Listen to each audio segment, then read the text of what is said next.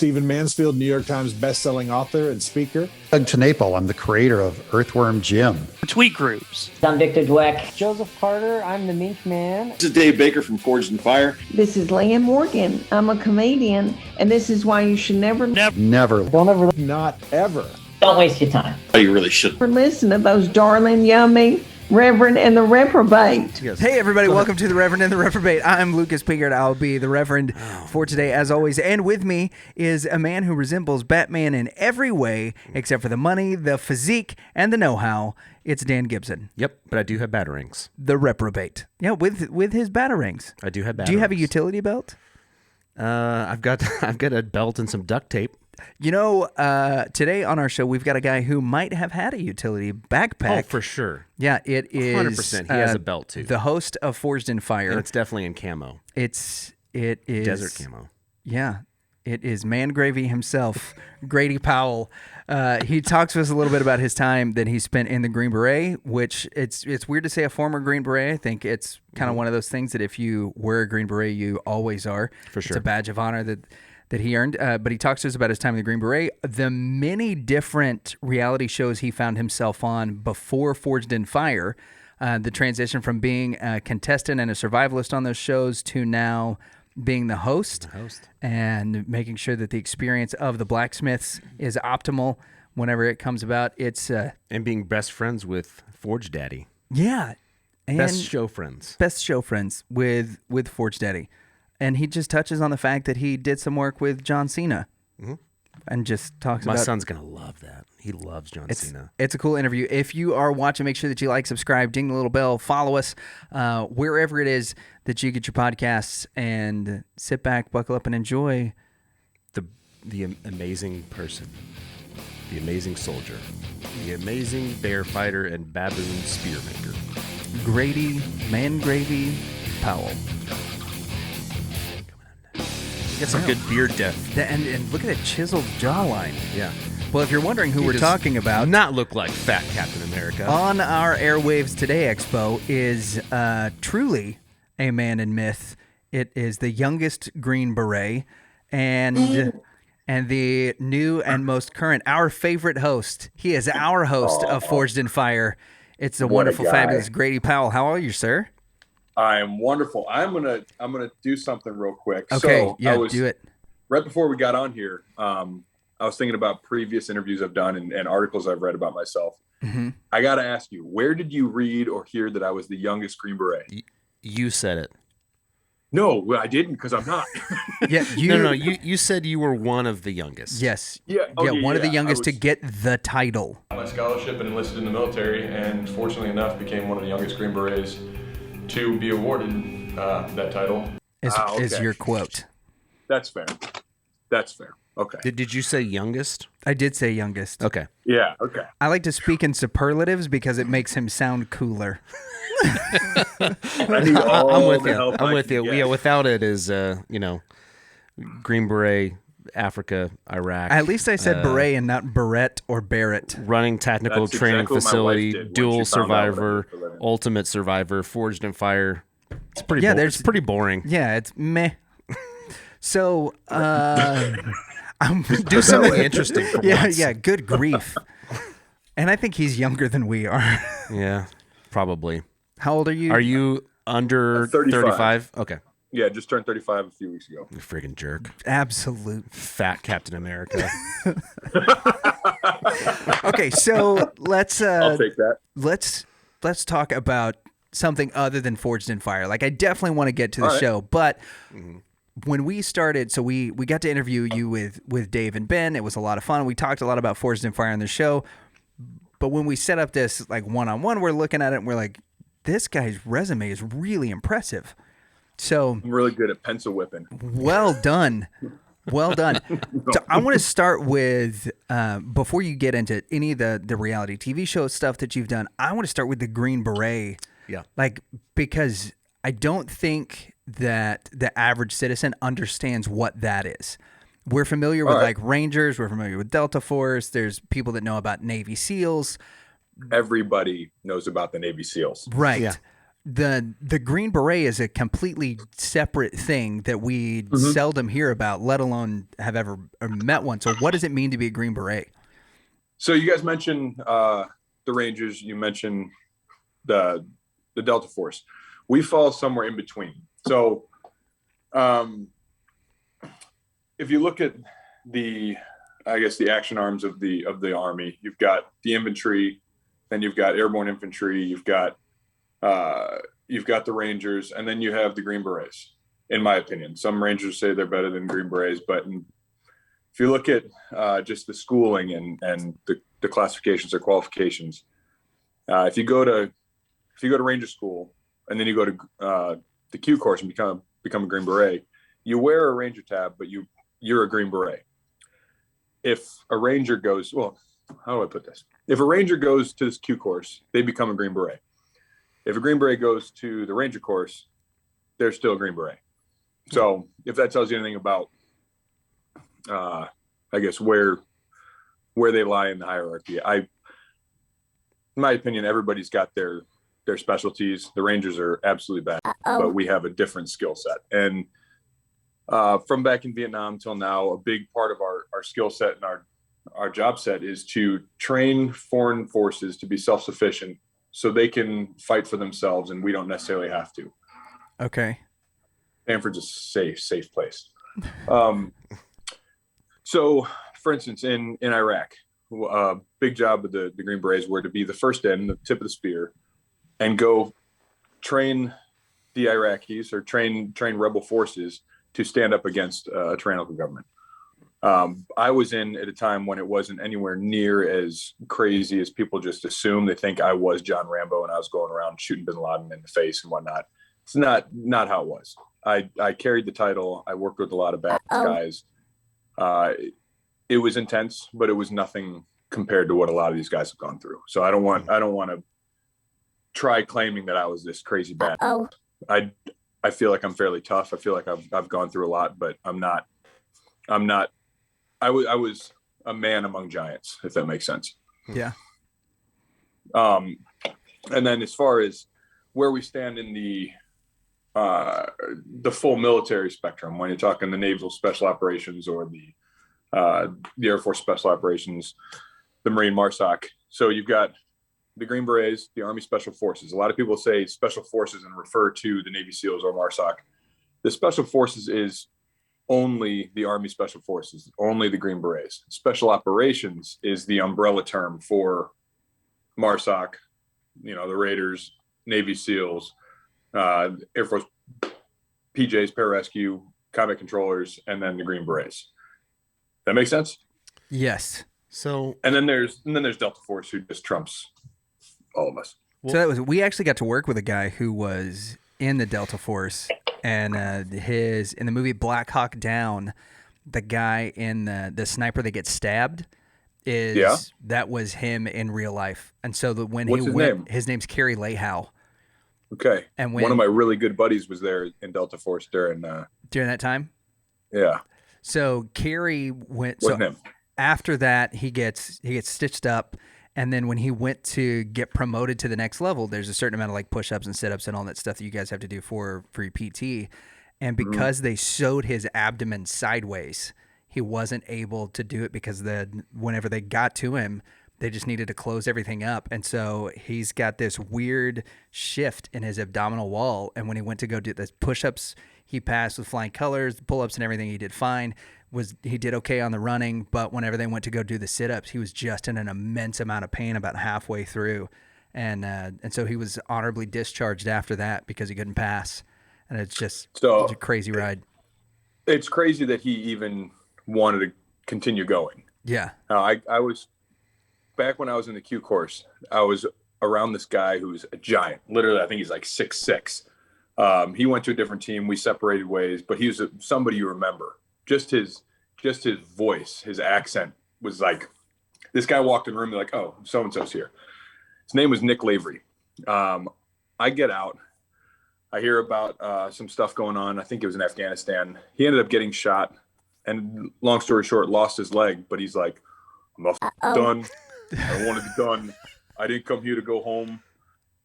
And ultimately, I'm not doing his voice any justice. This guy just sounds like the ultimate bad.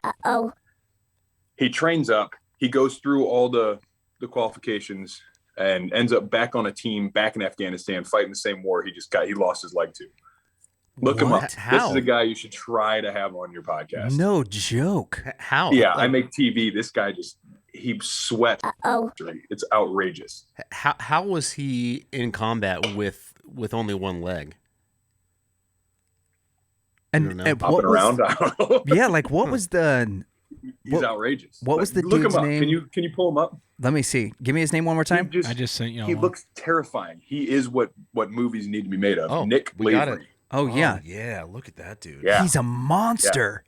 Yeah. He's humongozoid. I think he played for UMass. Played football. Big boy. Good grief. Yeah, no joke. Okay, Right. so I guess that is a testament to how hardcore he is. If he's missing a leg, sure, let's send him. yeah, send him back. Yeah, he's better Yeah. with one leg than Right. some people are with two. Yeah, that's pretty impressive. Hmm. Also, I'm wondering if this is the leg they sent him back into combat with, or they did like the Olympians. You know how they got like the paperclip legs whenever they run? I believe he had. That's a horrible way to describe it. That's a terrible way to describe it. That's just what He's got a that's boingy what it leg. looks. He's got, Spring leg, yeah, yeah. spring leg. Yeah, I don't think he went with the leaf spring. I think he went with I don't know what they're called, the mechanical ones.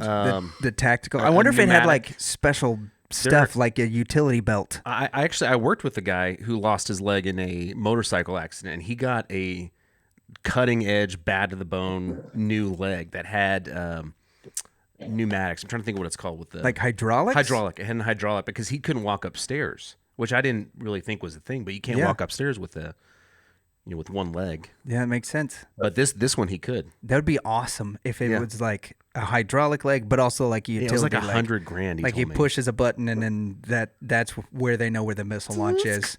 The leg just I mean, goes directly I to would it. rather have both of my legs. True. Yeah. Yeah. Yeah. At the end That's of the day, fair. I'd rather have. I'm pretty happy with what I got. But if I were to lose one, I would hope I have the sack to be as tough as people like Nick. Yeah, no it joke. Blows my mind. Yeah, he would. Which is- he would be phenomenal to have on. So where did you serve? You talked about how the Green Beret happened in Vietnam. You're obviously way too young for that. You're kind of in our generation, where like most of my friends that he's in our enlisted, generation. Yeah, we're basically the same age. yeah, we're What also generation are we? pups. I don't even know. I think We're it's- like ex-millennials, Yeah. right? So we're like right at that turn, right don't- before all of the By the way, millennials started which ruining one everything. Is Bettel? Bettel. Bettel. Which one's better to be a Gen X or a Which millennial? one is Bettel? So the That's a good question. yeah, which one's better? The Gen Xers, Because they both seem like the which one's the least of two evils? yeah, the lesser of two Yeah, evils. it's really not that great. I don't know. I try to steer away from generation conversations just so nobody Yeah, labels me as a millennial or an X. Yeah, No me too. doubt. Yeah, we're basically the same. I'm with you. But like a lot of our friends enlisted and were looking to do whatever they could post 9/11. And so for me, that happened when I was 15 years old. I was a couple of months away from turning 16. It sounds like you were probably 14, I was almost in 15. ninth grade. Yeah. Ninth grade history class. So it would have been it was 4 days before my 15th birthday. I think 15th or 16th. So what impact did that have on you as far as like you're wanting to be involved in the military, or was it primarily? I know you said your dad was a Green Beret. Was it more influenced by your parentage? That's a good question. So yeah, my dad was a Green Beret during Vietnam, but he was a Green Beret during Vietnam, but he wasn't a Green Beret while he raised me. And he didn't raise me from the boots of a Green Beret, if that Right. makes sense. He was a business guy. He was my dad. But that being said, I knew as a child that it was something that I wanted to do, and that he never really brought that influence into our upbringing whatsoever. I mean, both my brothers are on the opposite end of the spectrum from me. One lives in Copenhagen, Denmark. One lives in San Francisco. But it wasn't about our upbringing. I feel like it was in my blood. I was a kid who was down in my basement with a Red Ryder shooting little green army men and going to the woods and throwing mud balls at the other kids or going paintballing or whatever it was. I knew is something I needed to do. When 9/11 happened, I don't know if I definitely wasn't mature enough to realize the impact that day had on the world and what it would have on my life and so many other people's lives. But I knew that there was something happening. And as the next couple of years happened, and I started hearing the news about what was going on. We were actually in a war, and there are guys, men and women dying over there, and we have an actual enemy. We have a tangible enemy now. I started getting more serious about it. And even though my dad was in the Army and he was in the Special Forces, my friend Philip and we went to a private Christian school, and there wasn't really a huge military influence. We didn't have like a JROTC or anything like that. So he and I took it upon ourselves to go to the Marine recruiter and recruit a recruiter to come to the job fair or whatever. And then we ended up building kind of a relationship with this guy, and both he and I had decided we were going to join the Marines. And we were both going to do it right out of high school. Well, I don't know exactly how it happened for him, but I told my parents pretty close to graduation that was my plan. And my dad sat me down, excuse me. And he said, we pretty much knew this day was coming. But we absolutely respect your decision to do this, but here's another option. And they brought up, ROTC. Like I said, we didn't have it in high school, so I had no idea what it was. Right. And my dad more or less asked me to give college a shot, look into this ROTC program and see if it was something for me. I don't know if that his time during Vietnam had anything to do with him wanting me to stay out of the enlisted side of things or go the officer route. I don't know exactly. He's a fairly private guy. But I agreed, contacted the ROTC at Mizzou, ended up getting a full ride scholarship and did that until I quit. Okay. Yeah. Oh, there you go. So I was on a scholarship, and I think it was about 3 weeks into sophomore year. I knew my heart wasn't in it. Even from the first day of freshman year, I just knew it wasn't what I want to do. I'm not a pencil pusher or paper pusher. I don't tell people what to do. I go do it. Mm-hmm. So I went to the battalion commander, and I said, I very much appreciate this opportunity, but here's what I need to do. And I dropped my scholarship, stuck around school for a little bit, and had my fun. Snuck home one weekend without telling my parents, went to a recruiter, enlisted, went back to school or back to Columbia and partied a little bit. And then came back home and let them know, like, hey, by the way, I'm not going to be going back to school next semester. I'm going to be going to Fort Benning for basic training. My mom had a conniption, a bunch of proud tears. Right. But that's how it started. So I've got a cousin that's at Fort Benning right now. He's an E6 and a mortarman that's down there in Fort Benning. All right. So chapter 2, yes. Grady hits boot camp. This is what I want to know. Yeah. So when I went to the recruiter, they offered me what's called the 18 X-ray program. They call it baby SF or whatever. So you basically come off the streets already in a pipeline to potentially become a Green Beret. So that means you would have to go through basic training, through the infantry, AIT or advanced individual training, go to airborne school, and then go into directly into the SF pipeline with some pre-qualification course training. And then if you make that, you go to the qualification course you go to selection. If you make selection, you fall into the Q course. And it's not like once you pass selection, you're going to become a Green Beret. You have to pass every single different iteration throughout between a year and a half and 3 years.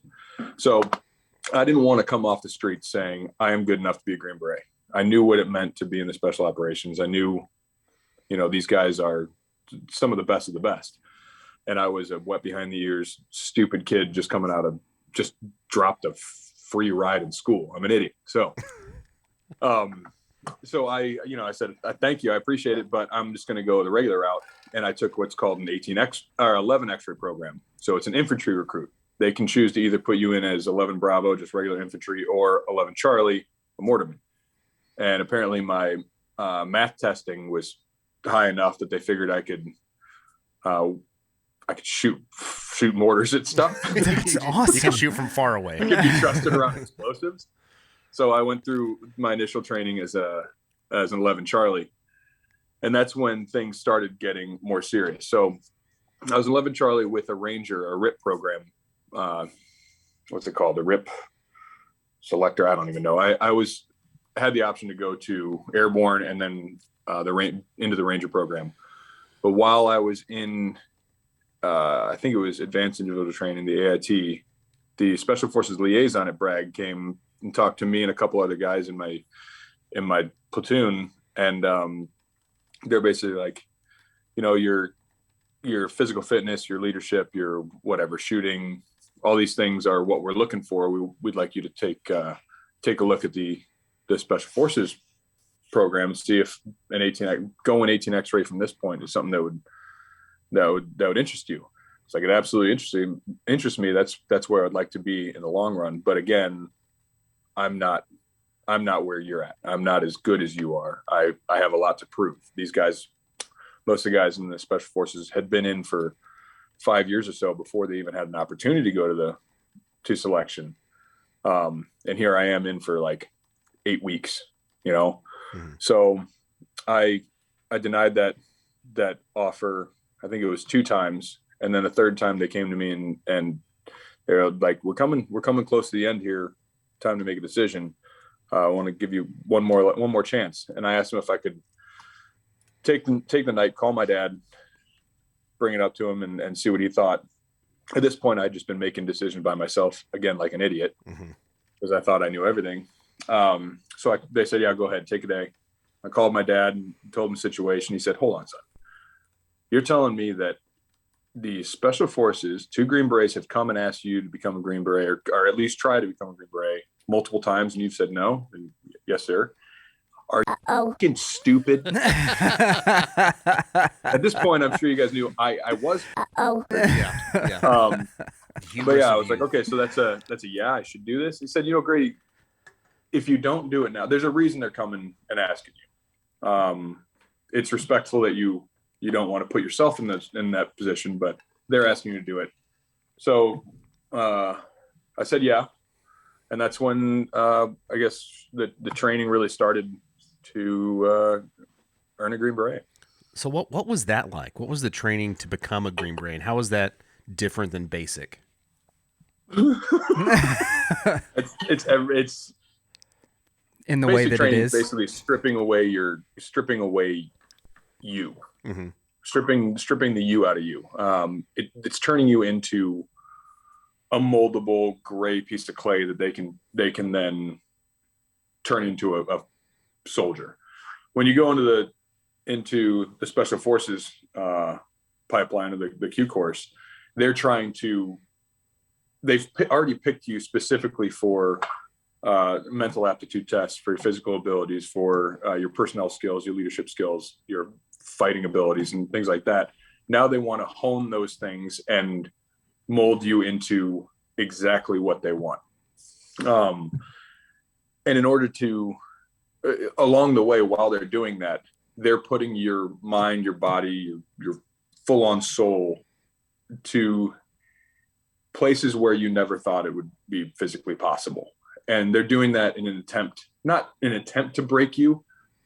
Well, sometimes they are. They're trying to break you to find out if you'll push past your breaking point. It's not a matter of who can get there fastest or who can do this the best. It's who can get to their very end, physically, mentally, emotionally, and continue moving, who has control of their mind. So there was a lot of that in selection. It was, I think, 2 weeks or 3 weeks when I went. That's very, very little sleep, a lot of physical activity, little food, cold showers, which are seriously just a big old mind game. And if you make it through selection, then they give you what your MOS would be on the teams. We've got the weapon sergeants, the engineers, the weapon sergeant, engineer, medic, your intelligence guys. You've got communications, and they ended up saying they wanted me to go forward with with the medic course, which I thought would be pretty cool. I thought it was neat that they thought I was smart enough to become a medic. And I don't know if you know anything about the 18 Deltas or the SF medics. They're more or less surgeons. These guys just get medical books dumped down their throat in a very compressed amount of time under highly stressful situations, but they don't get the accolades. They don't get to be called doctor, but they're very, very capable in a lot of different ways. However, that course takes like an extra year to get through, as opposed to, say, the Charlie course, the engineer course, or the weapon sergeant course. So not only did they ask me to go forward and try to become a medic, but they gave me Arabic as my language. So I would have to get immersed into Arabic, which is a 6-month course, where some of them, like French, are like a 3-month course. And then they asked me if I wanted to go do they told me I was going to go become a medic. And here I am, like, ready to go to war. I just quit school. I dropped my scholarship. I'm ready to do this thing. I want to get through this as fast as possible. And I'm looking at least 2.5 years of training ahead of me before I even potentially get to wear a neat hat, be around tough guys, and go do what I'm here to do. So I tried to trade with people. They basically said, you can't do that. And there was one loophole. If you find somebody in your class with the same language as you and the MOS that you want, and they want the MOS that you have, you can do it.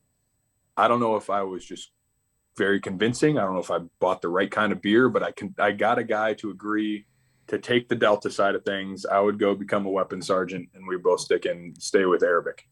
So I shaved like 6 months off my training just by doing that. And the attrition rate from the medical side of things is a whole lot higher than the weapon sergeant side of things. So I kind of upped my chances of making it through by shifting the responsibility over to somebody else. It was kind of a dick move, but he made it. But he made it. You must be very sharp. Yeah, he made because... it. Great guy. He's really, really bright guy. I was actually kind of worried that I was worried how I would feel if he didn't make it, because it would be partly my fault. But yeah, so I ended up making it through, made it to a team as a weapon sergeant, and that was that.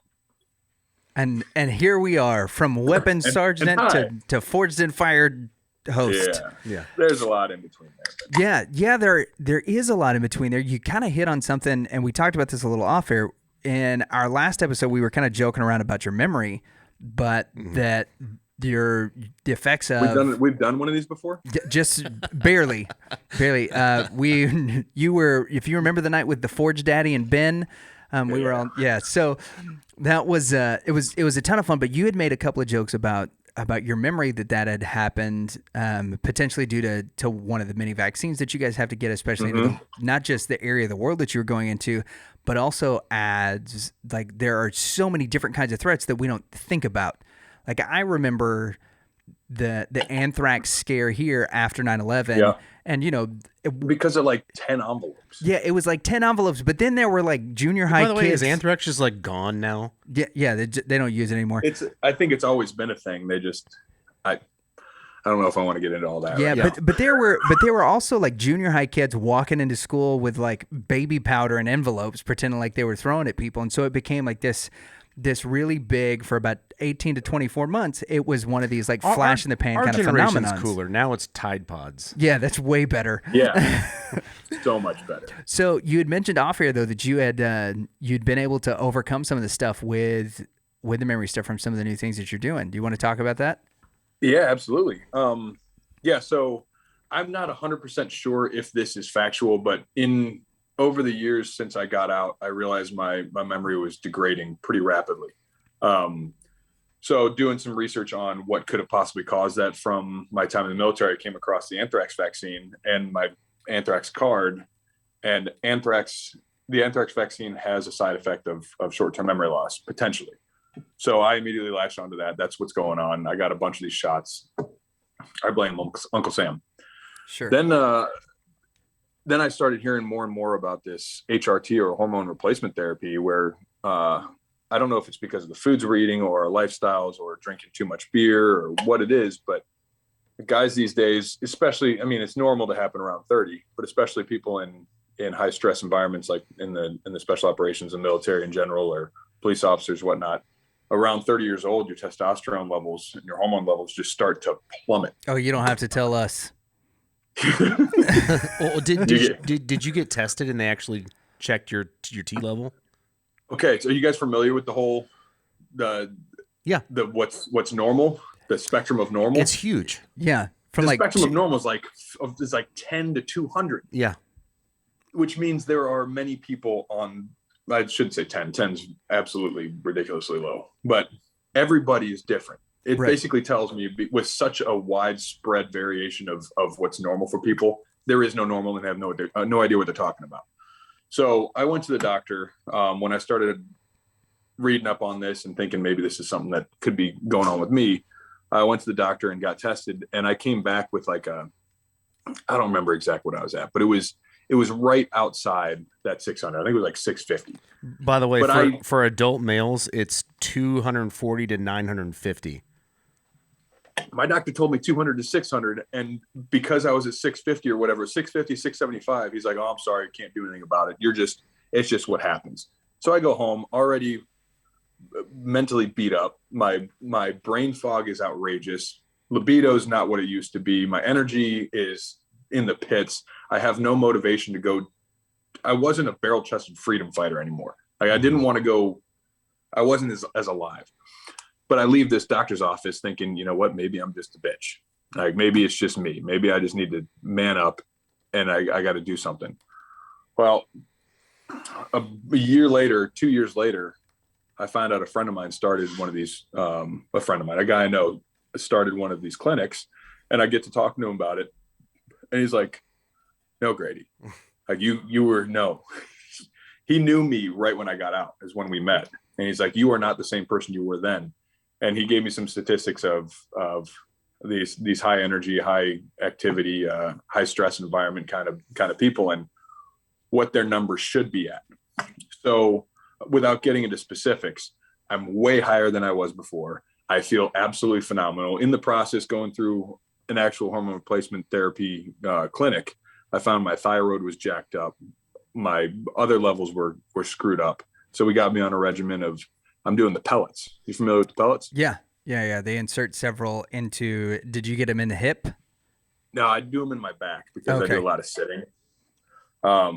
It's very painful when it happens. The first couple of days, I'm an idiot, and I just drove 15 hours to get back to Connecticut, having just got the pellets in on Friday morning. Oh, man. Bad move. Yeah, no doubt. How long do they last? 5 months. You just leave them in, and they slowly get pulled into your bloodstream based on how much activity. So mine were 4 months because I'm working out every day, not every day, like 4 or 5 times a week. Mm-hmm. So mine lasted 4 months before I started feeling the brain fog again. My sleep was getting affected, and I went back in Friday, and I'm pretty much back to normal now. And they just dissolve. Yeah, over time they just dissolve, which is awesome. But how big a gauge needle is it? Is it like a? It's pretty close to like a Bic pen. Yeah, it's like what you use whenever you're injecting turkey. If we were fighting baboons with it, would we be successable? Yeah, 100%. Okay. Are you bringing in dual survival? We are bringing in dual survival now. Now that we got Grady off air, Grady was like, there's this one thing that I want to talk about. We did it. Now let's talk about you fighting baboons and running through cocaine fields. So you had mentioned on the last episode that this was not your first reality TV foray. And we mistakenly guessed that you were previously on The Real World, judging by your haircut. And now it's similar to the one that you got now. But now you've that was just a nice way of throwing some shade. But we do really want to talk about this. So what the heck? how did you get involved in dual survival? You kind of like in your intro, you just sort of scathed over the fact that you're like, yeah, I run this tactical training thing where we teach people how to be dropped into, like, if somebody from one of the places that, or from one of our trainings, like yesterday he was in an office, but now I can drop him into a war zone, and since he was training with us, he'll know what to do and be able to fight off this herd of baboons. How did you end up on dual survival? All right. Well, there's actually, I got to go back a little bit further than that. I think let's do it. We got to establish how I got onto TV. Yeah. In the first place. Did we go over this last time? No. Okay. Do they actually shrink people? No. Go ahead. What's that? No, Zoolander. Stupid question. They don't shrink people and put them in the TV. The files are in the computer. Yes. Don't talk to me. You're about our hero. Yeah. So, all right. So when I decided to get out of the military, you have to go through this process, this ETS process. That's the word I'm looking for. The ETS process, and this thing's like going through medical checks, dental, psychological. You got to go through finance. You got to turn in all your gear, and then one of them you have to go through is called ACAP, the Army Career Assistance Program, and it's basically a job placement counselor for soldiers getting out and transitioning into the civilian life, because they don't want to just dump you off base and you're done. Right. I think they realize that we are pretty much a single skill set kind of guy, or group of guys and women, and we need a little bit of help. But I went and sat down in that meeting with absolutely no desire to get a job. I just wanted the guy's stamp and be on my way. His name was Craig Smith, and I ended up sitting and talking to him. We're talking with him for about an hour and a half about everything and nothing. He offered me this job at the airport, I think loading bags or something. I had no desire to get a job. I'd actually already bought a one-way ticket to Portugal just to go decompress and figure things out mentally. And then I was going to come back and, fly by the seat of my pants, kind of like I do. Why is my door being knocked on? I don't know anybody. We need to keep this in. Yeah, this is all. It's good stuff. This is bonus. Yeah. Hey, what kind of dog do you have? The best one in the world. Chris, come here. He's a Dutch Shepherd mix. Ooh. I don't know what that's supposed to mean. Dutch Shepherd. Is that Look at him. I'm trying to think what they're called. He's an old boy. That's a seasoned puppy right there with some gray in that beard. Yeah, he's got his little speckle snout these days. He's not tough at all. Dutch Shepherd. There's another name for Dutch Shepherds. I don't know. Bruce? Yeah, there you go. It works for me. I have a chicken named Bruce.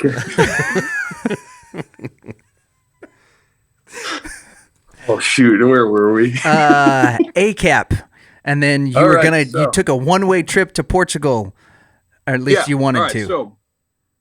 So I shook Craig's hand, jumped on a plane, went to Portugal, and was living there for about 3 months, and ended up living in Germany for a short bit. And while I was there, I got an email from him saying, "Hey, Grady, it's Craig. I got a call from Hollywood asking for an ex-Green Beret to do this TV show. Would you be interested?" And I responded quickly with a hard no, but thanks. Yeah. And he called me out. He goes, "No, man, you told me in our conversation that you never walk past an open door without at least looking in." And I try to be a man of my word. So I said, "All right, fine. I'll take a peek. What do I need to do?" And he said, "They just want a short bio and some photos of yourself." I said, "All right, fine. Like, I can do that." So I gave them a ridiculous bio of myself and the most obnoxious photos I could possibly find of myself overseas. And I'll send you the one that got me the gig. Sweet. It turns out it's exactly the kind of personality they wanted. My plan backfired. And so I left Germany and went on this show called Stars Earned Stripes on NBC. And that's where it started. It's weird. So on NBC. On NBC, yeah. I was a military ex-special operations soldiers training celebrities and then competing in these military style operation deals. Familiar with Chris Kyle? Yeah. Oh yeah. Yes. So Chris was on that. We got really, really close before his life was taken. Still very close with all the guys that were on the show. It was an absolute blast. like very, very high budget helicopters and lots of explosions, live ammunition being fired. That's awesome. An absolute blast. It was honestly more fun than a lot of times when I was in the special forces. Like, we got to do cool stuff, and I didn't have to do any paperwork to get to do it. and risk, I imagine, was managed well. No, it's Hollywood. Yeah. What celebrities were on that season? Terry Crews. Okay. Oh, awesome. Nice. Yeah, Terry Crews is on that. I was partnered up with Eve Torres. She was a WWE superstar. Yep. Todd Palin, Sarah Palin's husband, was on it. Okay. Peekaboo Street, Olympic skier. Dean Cain, who played Superman. Yep. The Lois and Clark Quince. Superman. Okay. Who? Yeah. What's that? The old Lois and Clark. He's a good dude. What's that name you just said after Dean Cain? Dolvet Quince. He was, I can't remember exactly what it was, but he's a motivational speaker, and I think he did some known for some workout stuff. I don't remember exactly. I didn't know all of them. Right. Layla Ali, Muhammad Ali's daughter. Oh, dang, that's pretty cool. She's tough.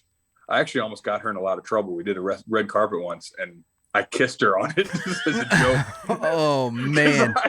I didn't know how these like tabloid things worked out, and I was just being friendly, and I gave her a kiss on the cheek or something. She's like, I'm gonna hear about this. So good job. Oh man.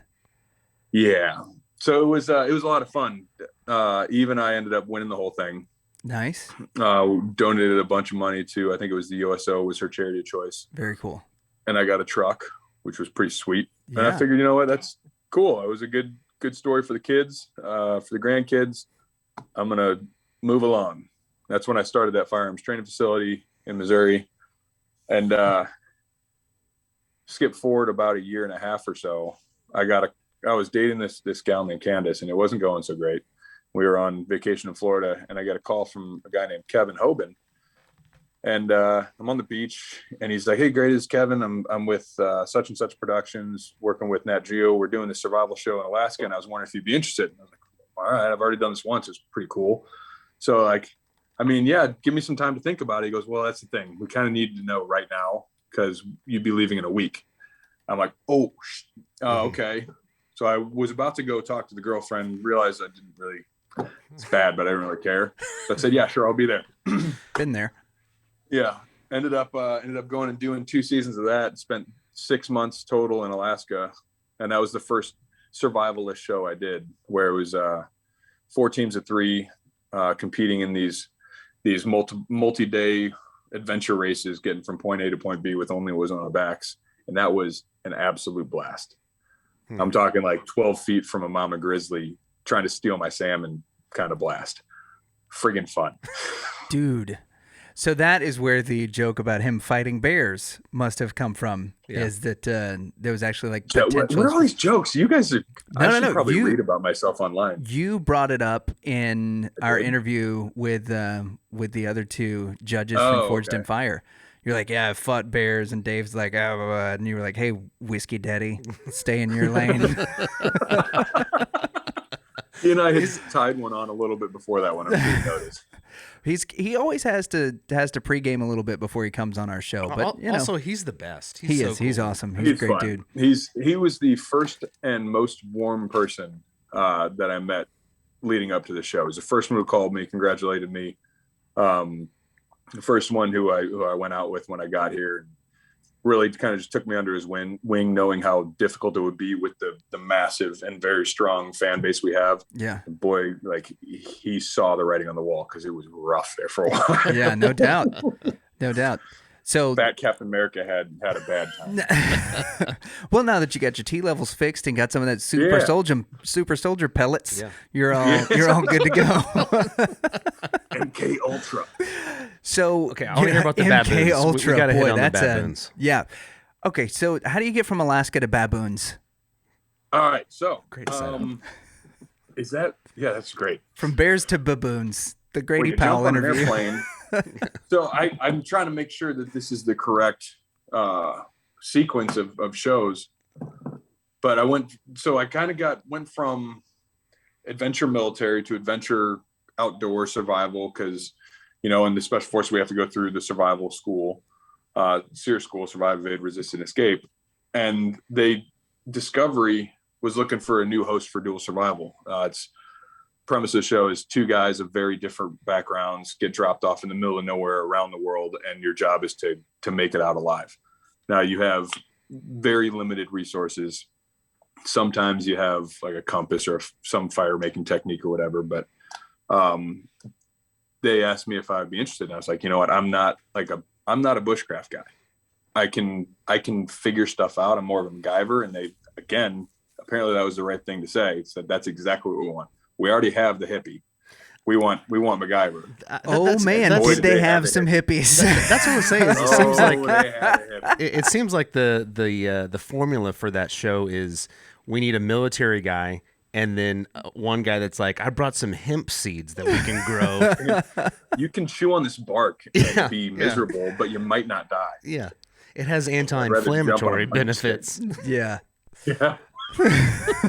Yeah. So, dude, that was a lot of fun as well. I've got a bit of vagabond in my blood. I just love traveling. I love meeting new people, being around new cultures, and it was a perfect opportunity to go, I guess, fill that need. And it was like 2 years, I think I did that. Season 8, I started it, and we went into somewhere in season 9. But we hit, I think, like 15 countries in 2 years, and 10 states, 12 states, something like that. Wow. It was an absolute blast. A couple things were pretty sketchy. Yeah. But we figured it out. Yeah, the Amazon. And most of the time it was my suggestions, because I wanted to make the best TV show as possible. I don't know if you know this, but not all TV's 100% real. Mm-hmm. I've heard this about television. Yeah, I've heard things. I will tell you, Forged and Fire is completely real. If there's cash involved, it has to be 100% legit from start to finish whenever there's a competition portion. When it comes to the survival shows, everything we did, everything you saw us do, we actually did. But logistically, it's almost impossible just to drop somebody off in the middle of nowhere and make something worth watching in 4 days. Right. Survival is not fast paced. Real survival, I'd be freaking sitting there and burning a fire. But because if I got there by car, I know there's a road pretty close. If I got there by airplane, I know there's an airport pretty close. I know there's civilization somewhere within, smoke range or whatever. Right. But it wouldn't be fun to watch. So in order to have an audience that wants to watch a show, we kind of, I guess, brainstormed before getting to a location. The producer would call me and say, hey, this is where we're going. Like, this is the country. What do you think you can do? Like, if we went to the Amazon, I'm like, all right, well, one of the big problems of the Amazon is you don't have spatial awareness. You can't really see exactly where the sun's rising, so you don't know your cardinal directions. So one thing I could do is I could climb a tree. I know they're very tall, but if I have some way to climb, then I'll figure it out. So this is one of those times when I made a stupid suggestion. I know that these massive vines that can hold hundreds of pounds. So in our little kit that we found, there was a bit of rope, and I made this climbing rig and climbed like 200 feet up to the top of the canopy, so I could get a bird's eye view of what was going on and actually read the topography and figure out which way home might be or civilization might be. That was stupid. So stupid. It sounds awesome. It was rad, but it was so dumb. My wife would 100% have left me if she knew me back then. Like, I'd come home, babe, I just did something super cool. I tried to stab a baboon in the chest. She'd say, all right, you're on the front door. Get out of here. Yeah. You're like, but I met up with everybody from Fern Gully, and me and Robin Williams saved the Amazon. and then you'd be fine. I fought some piranhas. Yeah. It was fun though. The baboon thing was, I don't remember exactly what happened there, but I feel like Bill and myself got in a bit of an argument. I think he was. I can't imagine that happening. I think he was yelling at the baboons, and baboons don't guys. No, they will rip your face off. And I I didn't know this firsthand, but I read sometimes, and I knew that there had been situations where monkeys get that monkey strength and remove dermis from bone. Right. And their So teeth I was are like, enormous. Yeah. Yeah. I actually have one back at the house. Not from that. I didn't kill any bamboo. Yeah. Bamboos. I killed a lot of bamboo, but not any bamboo. You checked the carcass and brought it back. He planted bees in the carcass and drank honey out of it whenever he came back on the round trip. That's a Bible reference. That's what Samson did to a lion, but that's later. Planted flowers in a carcass? No, Samson killed a lion and then came back on the journey back home and found bees in the lion's carcass and pulled out the honeycomb from there and then was sustained on the honey so that he could make the return trip back to camp. And then some woman gave him a haircut. You idiot. I call my wife. Then some broad gave him a haircut. I call my wife Jezebel sometimes. She does not like it. Yeah, I'm sure not. It's very funny, though. Does she cut your hair? Maybe. Coming up, I've been thinking about it. You were talking about fighting baboons, and Danley was thinking about the most dangerous thing he's done is calling his wife Jezebel. That's way more scary, though. Scary. Okay, so you ended up with a baboon tooth, but not from a baboon that you I don't even know if killed. I got it on that trip. I think I bought it we would oftentimes get like a day or two before we got dropped off in the wilderness just to go experience the culture a little bit. And I think I got a necklace with a baboon tooth on it and a piranha. I got a baboon and a piranha tooth. There you go. So you're on dual survival. You get into an argument with a hippie who's trying to scare baboons away. You end your career there as you go into dual survival retirement, and then you get the call. I got fired. Yeah. They went. We're going in a different direction. We need somebody that's a little nicer to our hippie. Pasture. I got fired. No, they were.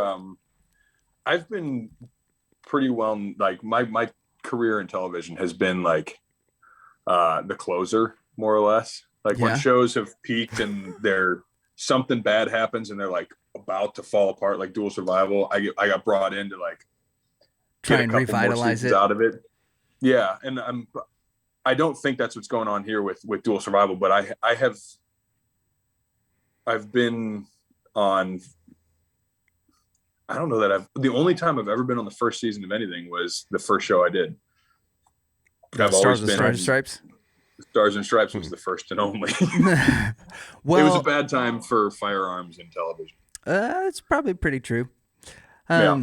So, which is interesting now that you end up on Forged in Fire, which, from what it sounds like, the only issue that the people in Forged in Fire are having is how to come up with new swords and weapons to make in order to keep the fans entertained, because the trajectory of this show is continuing upward. How did you make it from Dual Survival to Forged in Fire? And let's talk about the FIF fan clubs and why Grady's now our hero. Yeah, I got to think back to exactly how I was approached for this one. So I've always been like on the shows where I'm being Grady. I'm just going and being adventurous, you know, going and shooting guns or climbing trees, fighting baboons, whatever. And I actually got an agent pretty shortly after the first show, and he was like, "Man, I think it's time for us to take the next step. I know you're having a lot of fun with this, but if you want this to be a career, you need to take the next step." And I think John was the one who was reached out to by previous producer, executive producer of Forge and Fire, and was asking if I'd be interested. And I don't pass by open doors, so I said yeah. And it was a big step. I had to have a lot of conversations with my wife about it, because the old shows, she had never been part of a production with me. She'd only seen one right after I shot it. We met after the John Cena show. But we had to have some serious conversations about what it would mean, you know, how I don't care about the attention. I just like the adventure. Right. And she knew that about me, but she came from a pretty difficult first marriage. So it took some conversations and us figuring out what we were going to do. But on top of that, she'd never lived outside of St. Louis more than like a couple weeks. Oh, wow. And we would have to move completely across the country with her being 6-7 months pregnant or something like that, to an apartment, unknown town, doesn't know a single person, away from all the family. And that was a very hard decision to make, but we decided it was the best thing to do for our family. And we said, yeah. And then we got here and jumped straight into season 8. And it wasn't like, all right, we're going to go in and do 5 episodes, see how it goes. It was, all right, we got 50 on the deck. Let's go. Yeah, which is insane. The forges are on. Absolutely bonkers. Let me see if I can find this. So my memory is, I don't have it here. My memory is absolutely trash. They gave me a 14-page script to memorize. Like, since it is there is a cash prize in the show, all the rules, all the parameters, everything, all the explanations have to be nearly verbatim when I read them off. So I'm freaking out. I get up here a couple weeks early because of COVID and we had to quarantine, but I didn't get the script until like a few days prior. And I don't have a memory. I don't have one. So I'd sit up all night memorizing this thing and read it into the mirror and trying to figure out what the heck I was doing, what my voice is in this and who am I? Because I'm used to actually being the subject matter expert, whether it's training in firearms or doing survival stuff or, the travel adventure. That's kind of my shtick.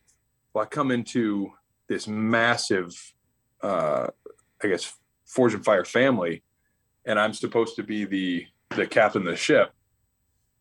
I use knives, but I'm not a blacksmith. I'm not a bladesmith. I had never been in a proper forge before, but I'm supposed to be speaking from a position of authority to the smiths out there competing who do know all of this. So I kind of felt, are you guys familiar with imposter syndrome? Oh yeah. Yep. Oh yeah. Yeah, I live it. And that was the biggest test of my will and desire to continue on in this career. Cause the first day, guys, I almost threw up on set. I almost cried. It was rough. I was terrified, and it came off on camera. I mean, one of the biggest complaints all the Forge and Fire fans had was I was doing this a lot. Yeah. And at first I was like, yeah, whatever. People rub their hands. And then I watched 3-4 episodes and I'm surprised there's any skin on my hands. Well, yeah, that is very interesting. And I think that's good to share too, that, I deal with that too. And I'm a nothing compared to, you're on one of the biggest shows, the reality shows right now. But I absolutely know what you're talking about. Putting yourself out there, especially when you're not an expert and you are someone that's starting, you feel like a fake. Yeah. Yeah, absolutely. I even had that when I was fresh out of the military and training in firearms, which is that's my forte. I would feel like, why are these people paying me to learn how to shoot a gun? They shouldn't be doing that. Why are they listening to me? And I would almost throw up on the way to the range every day. And now I'm actually being a freaking imposter on national television on a daily basis. Yeah, but you're good at it. Maybe in your next thing you should be clandestine.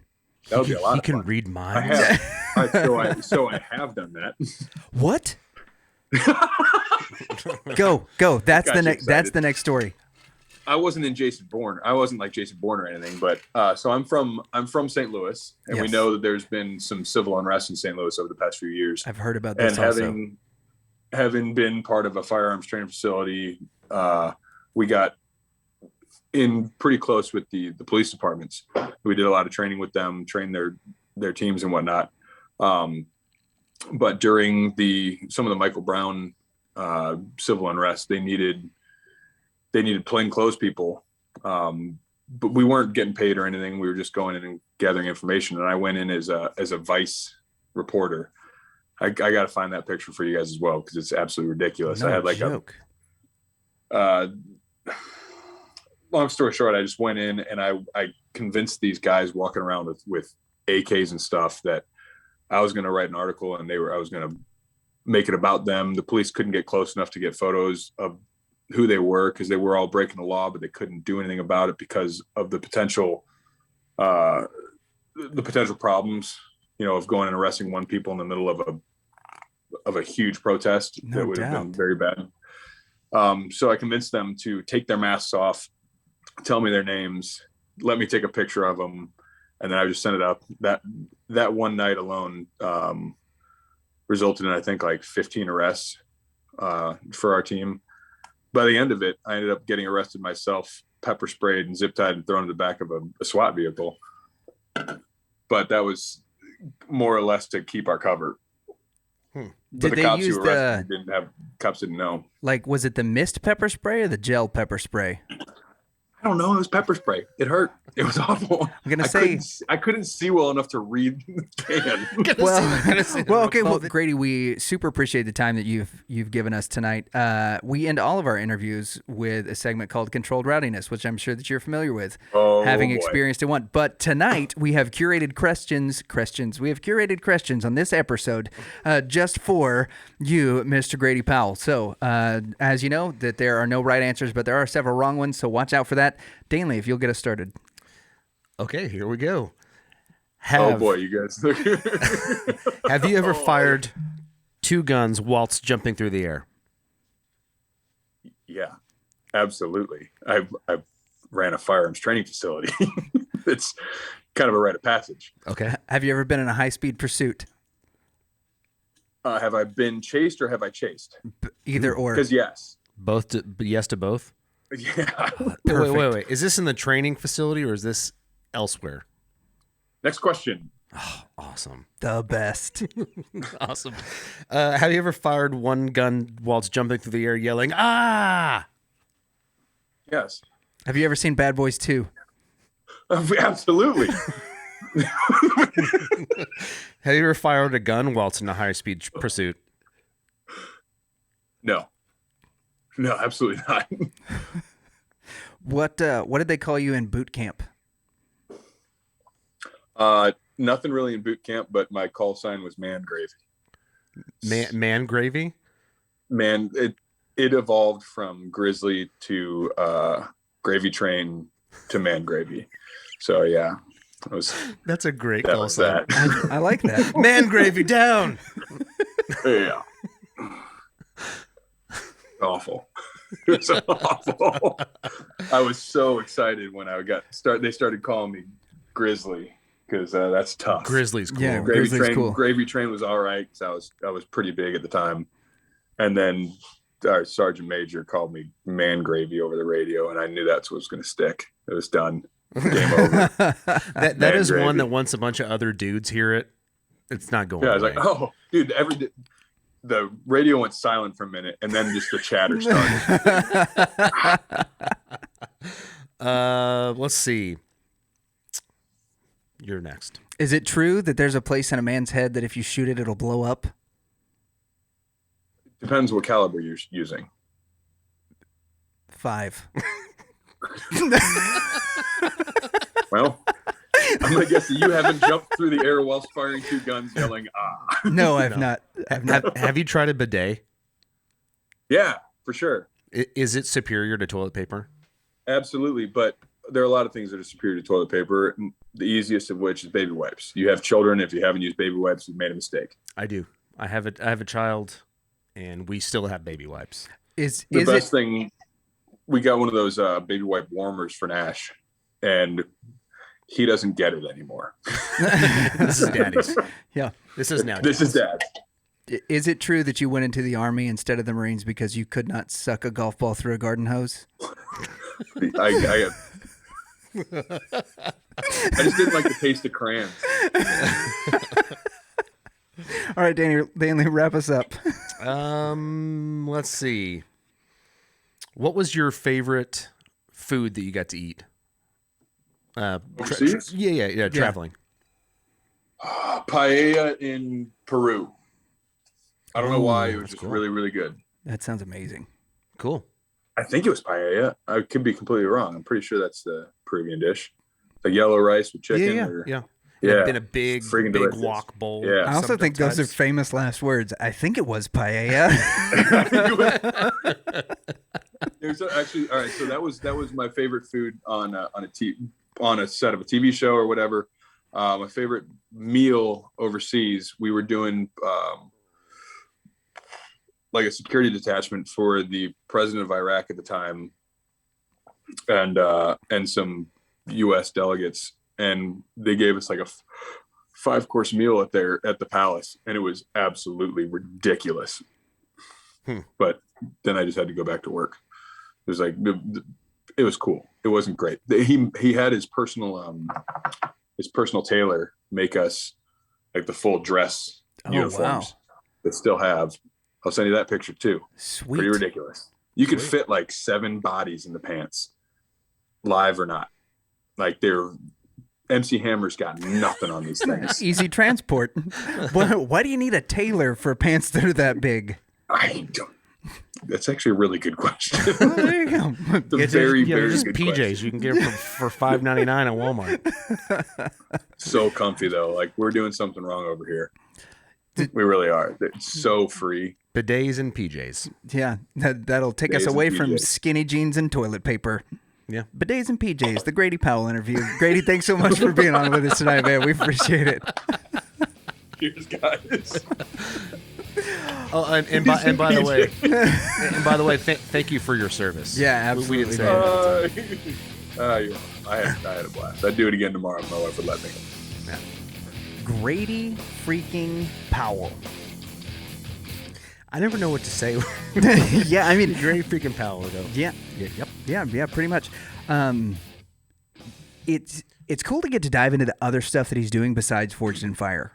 Yeah. Because everything he's doing on Forged in Fire has been very visible to us. Obviously, that's how we first found out about him. About it. Yeah, but we've talked about some of it. I mean, there's a lot. Yeah, the amount of just other stuff that he's done in his life, the Green Beret stuff, all of the other reality TV shows that he's been on, now being part of this, it's so cool to get to see just the career trajectory that he's had, and now that he's found a good home on Forged in Fire is just awesome. What were you most surprised by in the interview?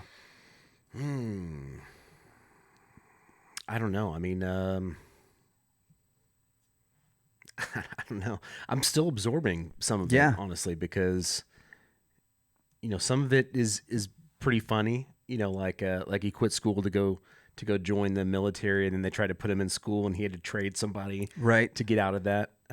There's some really cool stuff that he's gotten to do, including being on reality TV, serving as a Green Beret. I mean, we could talk for hours about one of those things, right? And what we did discuss with Dual Survivor and Ultimate Survivor Alaska, we still just graze the surface. Yeah, and it's incredible, like all the different places that he's been. He talked about being 12 foot away from a grizzly bear, that there was, and we'll have to figure out whether or not we can show it. Maybe we just put the link to the video in it, about where he actually was in a situation where he might have had to fight for his life against a flock, a murder, a herd, a pod, like what a troop of baboons. Yeah, it's a troop. I looked it up. That's insane. Yeah.